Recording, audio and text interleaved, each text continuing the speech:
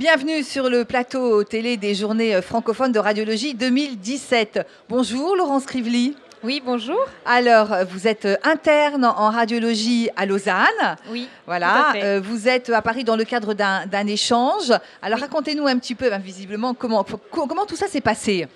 Alors en fait, je suis interne en 3e année en radiologie en Suisse. Et puis, dans le cadre de notre cursus, en fait, on nous propose de partir une année, alors soit dans un autre hôpital en Suisse ou alors ailleurs. Et comme j'avais l'opportunité de pouvoir partir ailleurs, je me suis dit pourquoi pas partir en France. C'est un peu plus facile au niveau de la langue que de partir dans un pays où ils parlent une autre langue.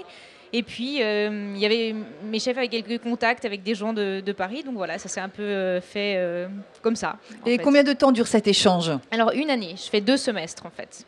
D'accord. Quels hôpitaux?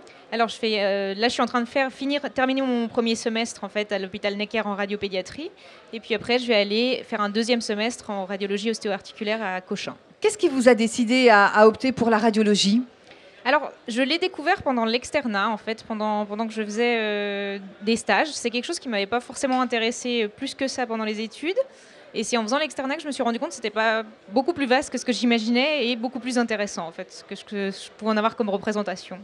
Vous vous destinez à un exercice en libéral, plutôt à l'hôpital. Comment vous voyez les choses? Alors ça, je ne sais pas encore Vous savez très pas bien. encore. Je vais rester de toute façon encore un petit peu à l'hôpital pour faire mon clinica après. Et je pense que ça va surtout dépendre un petit peu des opportunités que je peux avoir au moment où je termine. Alors, comment est-ce que finalement vous êtes venu, vous, au JFR? Pourquoi? Alors, c'est un congrès qui est connu dans le monde francophone, donc aussi en Suisse. Et j'y avais déjà participé l'année passée. Et cette année, comme j'étais à Paris, en plus, c'était vraiment l'occasion de revenir et de pouvoir y participer. Comment est-ce que vous voyez, vous, votre avenir en tant que radiologue? C'est une question difficile.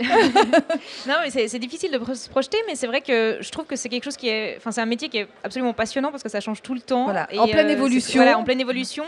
C'est motivant parce que finalement, je ne sais jamais vraiment la même chose. Et c'est vrai que du coup, j'espère pouvoir garder un peu cette curiosité et l'enthousiasme que je vais avoir maintenant. Comment vous percevez les nouvelles technologies, tout ce que vous avez vu ici? Il y a énormément de choses que je ne connais pas. C'est tellement vaste en fait que vraiment je me rends compte que tous les domaines ont leur spécificité et que c'est compliqué de tout connaître, mais que c'est important effectivement de se maintenir à la page et voilà, de ne pas rester coincé sur ce qu'on a appris maintenant, mais qu'il faut être prêt à accepter le changement, à accepter l'innovation et changer de méthode de travail aussi régulièrement, je pense. Alors vous avez vu effectivement, il y a des radiologues qui sont, on va dire, spécialisés en tel ou tel domaine. Est-ce que vous avez un domaine de prédilection? Moi, j'aime particulièrement la radiopédiatrie.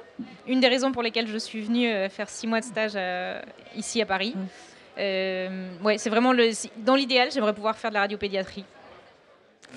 Écoutez, ce sera le mot de la fin. Si vous avez d'autres choses à ajouter, peut-être que vous pouvez nous dire en conclusion les satisfactions que vous apporte finalement votre métier.